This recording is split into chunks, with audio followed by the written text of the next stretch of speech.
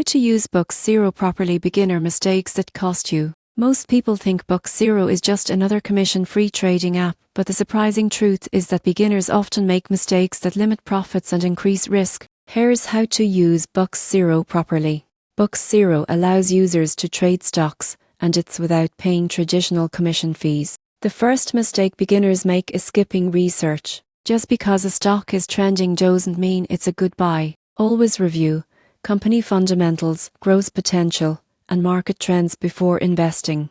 Another common error is overtrading. The app makes buying and selling simple, but frequent trades can erode returns, especially if you ignore transaction costs like spreads. Focus on a long-term strategy rather than chasing short-term gains. Many beginners also neglect diversification.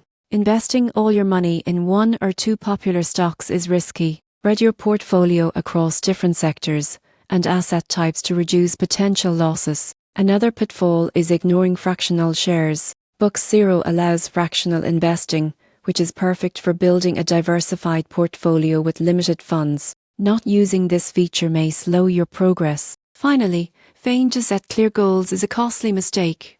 Define whether you're investing for long-term growth, retirement, or a specific financial goal. Clear objectives help guide your choices and maintain discipline during market fluctuations. Used correctly, BUX Zero is more than a free trading app. It's a tool to grow wealth strategically. Do your research, avoid overtrading, diversify your portfolio, use fractional shares, and set clear goals. Avoiding these beginner mistakes ensures smarter, safer investing and a better chance at long-term success.